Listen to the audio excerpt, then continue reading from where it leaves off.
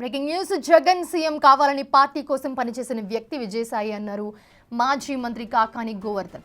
ఎంతో మంది కుట్రలు చేసినా ధైర్యంగా ఎదుర్కొన్నారని చెప్పారు ఆయన. నెల్లూరు ఎంపీగా గెలిస్తే జిల్లా అభివృద్ధి చెందుతుందని భావించామని, కానీ ఆయన ఓడిపోవడం జిల్లా ప్రజల దురదృష్టమన్నారు. వైసీపీతో విజయసాయిరెడ్డికి విడదీయరాని అనుబంధం ఉందన్నారు ఆయన. మా పార్టీకి సంబంధించినటువంటి కీలకమైనటువంటి వ్యక్తి ఆయన రాజీనామా చేశాడు అనేటువంటిది, అంటే పదవికి రాజకీయాల్లో కొనసాగనన్నాడని రకరకాలైనటువంటివి ఈరోజు సోషల్ మీడియాలో హల్చల్ అవుతున్నాయి.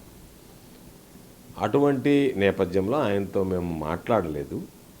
ఏది ఏమైనా వైఎస్ఆర్ కాంగ్రెస్ పార్టీకి కీలకమైనటువంటి వ్యక్తి, వైఎస్ఆర్ కాంగ్రెస్ పార్టీ ఆవిర్భావం నుంచి వైఎస్ఆర్ కాంగ్రెస్ పార్టీ కోసం కృషి చేసినటువంటి వ్యక్తి, జగన్మోహన్ రెడ్డి గారు ముఖ్యమంత్రి కావాలి అని చెప్పి కలగనటువంటి వ్యక్తి, మరలా జగన్మోహన్ రెడ్డి గారిని ముఖ్యమంత్రి చేయాలి అనేటువంటి ఆలోచనతో పనిచేసేటువంటి వ్యక్తి. తెలుగుదేశం పార్టీ కావచ్చు, ఎల్లో మీడియా కావచ్చు, కొంతమంది స్వార్థపరులు కావచ్చు, అనేక రకాలైనటువంటి కుట్రలు కుతంత్రాలు పన్ని ఆయన మీద కక్ష సాధింపులకు పాల్పడ్డా ఎక్కడా చెల్లించకుండా వాటన్నిటిని ధైర్యంగా ఎదుర్కోగలిగినటువంటి వాడు. మేమందరం నెల్లూరు పార్లమెంట్ సభ్యులుగా వస్తే నెల్లూరు జిల్లా ఆయన నేతృత్వంలో ఆయన యొక్క ఆలోచన విధానం, కష్టపడేటువంటి మనస్తత్వం మరింత అభివృద్ధి చెందుతుంది అని చెప్పి ఆశించాం.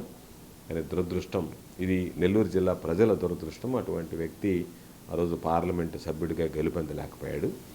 కాబట్టి ఏది ఏమైనా సరే ఒకసారి ఆయనకు సంబంధించినటువంటి దాంట్లో పూర్తి వివరాలు తెలియకుండా స్పందించడం సబబుగా ఉండదు. కాబట్టి మరలా చెప్పేటువంటిది, ఆయన వైఎస్ఆర్ కాంగ్రెస్ పార్టీలో అంతర్భాగం, వైఎస్ఆర్ కాంగ్రెస్ పార్టీలో కీలకమైనటువంటి వ్యక్తి, కీలకమైనటువంటి నాయకుడు. తప్పనిసరిగా ఆయన వైఎస్ఆర్ కాంగ్రెస్ పార్టీలో ఆయన ఆలోచనలు, ఆయన సూచనలు, సలహాలు అన్నీ కూడా తీసుకోవడం జరుగుతుంది. వైఎస్ఆర్ కాంగ్రెస్ పార్టీకి సంబంధించి విడదీయరానటువంటి అనుబంధ సంబంధాలు ఉన్నటువంటి వ్యక్తి కాబట్టి మేమందరం కూడా ఒకవేళ ఆయన ఏదన్నా ఒక ఆలోచన చేసి ఉంటే మాత్రం ఖచ్చితంగా మీరు రాజకీయాల్లో ఉండాల్సిందే, సేవాభావంతో కొనసాగించాలని చెప్పి కూడా కోరడం జరుగుతుంది.